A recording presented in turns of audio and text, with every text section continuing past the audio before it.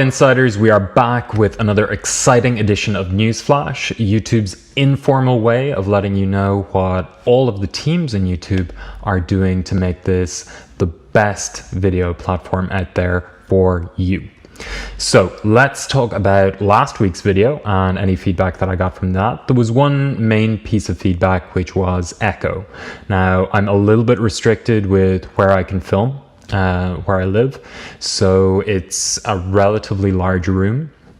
So if you have any tips for how I can minimize that echo in a large space, do let me know. As ever, we read all of the comments. All right, let's get into it. Now, previously, Rachel had given you a little bit of insight into how we're dealing with loyalty. If you missed it, there will be a link in the description below and you can watch back. TLDR, what we're looking at is experimenting with new and returning viewers and that metric within YouTube Analytics. Now, we want to get into this experiment in a little bit more detail, so let's get into it. So what this small experiment is exposing a small percentage of creators to two new metrics within YouTube Analytics. What are they, I hear you ask? Well, the first is new viewers and the second is returning viewers. Now let's get into how we define each of those. Firstly, for new viewers, these are people who have not visited your channel before and watched your content. Simple enough, right? Wrong. There's always small print. A new viewer may be somebody who's watched from a private browser or deleted their watch history, or a viewer who just hasn't watched your channel in over a year. Those may be counted as new viewers, so it's important that you keep that in mind. The reason why it's important to keep in mind is because of the fact that we hope this helps creators to better inform their content strategy over the coming months. Now, returning viewers is exactly what it says. So that's somebody who has watched your channel before. There's no small print there. If you're in this experiment, Rachel has some guidance she wanted me to pass on to you. And it's around the graphs that you're going to see in YouTube Analytics. If the top line of that graph is returning viewers, that's great. It is a good indication that your content is resonating with your audience. However, if your top line within that graph is new users or new viewers, that is going to indicate that people are coming to your channel, which is great, but the content isn't resonating enough to bring them back. So some tips and advice there to get those viewers to come back to the channel is experiment with a consistent series that's updated every couple of days or every week. Focus on a topic and make it a recurring topic, or simply have a consistent and recurring host. Try those things out. Now, if that top line is returning viewers and you're not getting that many new viewers, that's an indication that you need to really spice things up. And by that I mean, take a step back and think, if I were a viewer interested in the general topic of X, Y, and Z, what would I really need to see on this channel to draw me in and to take a chance on a new creator and their content and really have an enjoyable experience?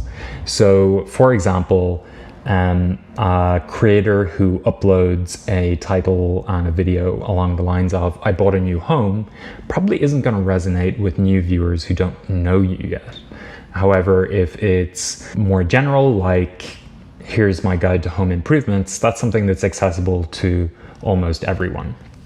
So really take that step back and try and look at your channel afresh, and we hope this guidance helps. Next up, we have an update about an experiment we're running with regards to reminders and comments. To help encourage more respectful interactions on YouTube, we're testing out a reminder that pops up before you post a potentially offensive comment.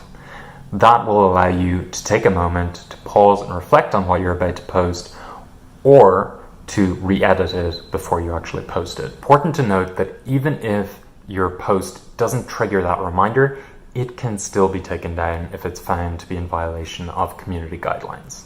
Only those in the randomly selected experiment will see this reminder and will continue to adjust if and when and how it's shown depending on the experiment results. Next up, we have a reminder rather than an update, and this is around creators' ability to block ads from appearing on their channel. Now, this is specific to a couple of categories, and what we're talking about here is ads that creators simply don't want to appear on their channel rather than blocking all ads on their channel. So how you can achieve this is by going into your AdSense account rather than in Studio, and you'll see a tab called Blocking Controls. Now, within that tab, you'll have the option to block URLs, sensitive categories, or general categories. And when it comes to the URL, what you're going to want to do is use the top level URL, the top level domain. And what this will do is block those subdomains from serving ads against your content. So for example, www.connorschannel.com, inputting that as a URL you want to block ads from is going to block everything from connorschannel.com/aboutus, /sell product X, Y, and Z, etc., etc. Now, it's important to note that if you do this, you may see that dip in revenue because, of course, you're blocking some ads from serving against your content. Now, if you want to learn more about this, there's going to be a link in that description below, so let us know if you have any questions. Next up, we have a short update about a really exciting new card that you're going to see in Studio Dashboard. And what this is called is the published video card. It's going to show you your last 4 published videos, as well as shortcut links to comments, to analytics, as well as to youtube.com. Next up, we have some really exciting news about the App Store and its launch in several new countries. And what this means for YouTube is the YouTube app will be available localized in several different countries. And I'm going to read them out because I can't remember all of them. They are Bosnia, Herzegovina, Georgia, Iraq, Libya, Montenegro, Morocco, and Serbia.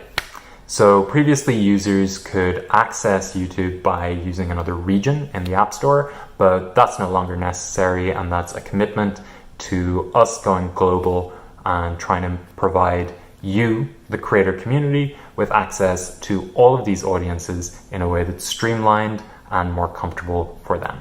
Now, we got some great feedback last week, and a lot of it around the difference between shorts and stories. So I just want to take a moment to clarify. So let's talk about shorts first of all.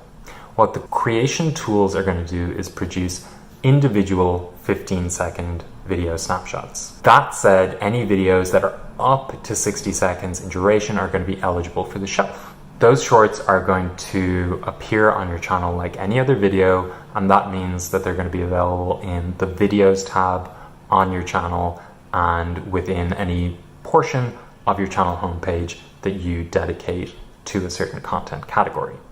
Clear? We hope so.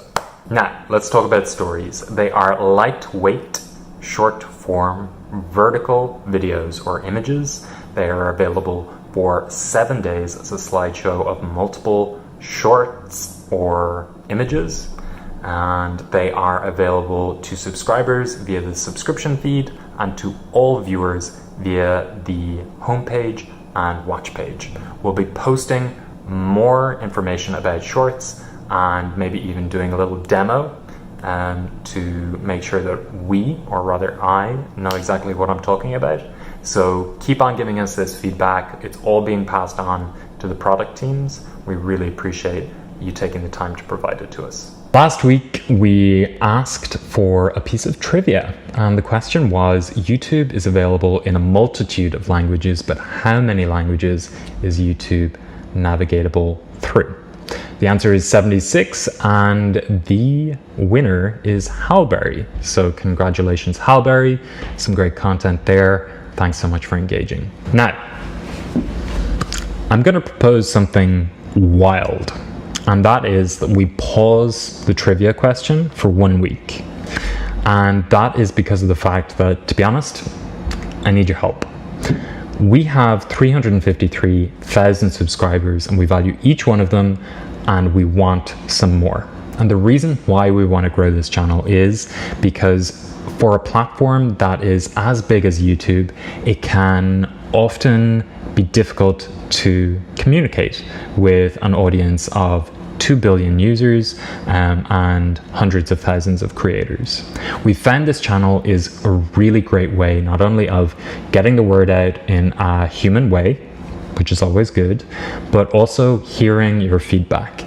I can't tell you the amount of meetings that I've sat through where somebody has said, well, actually, we heard from Creator Insider comments that X, Y, and Z could be doing an awful lot better by creators. This product needs to be finessed in some way, or an improvement needs to be made. And as well as that, we've heard an awful lot of feedback about something that you really like. And this brings me to what's going to replace the trivia question for the next week. I'm going to set ourselves the target of growing this channel by 10,000 subscribers by the end of the year.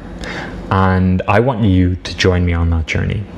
And the question this week is, what can we do with this channel to ensure that it grows by 10,000 subscribers by the end of the year?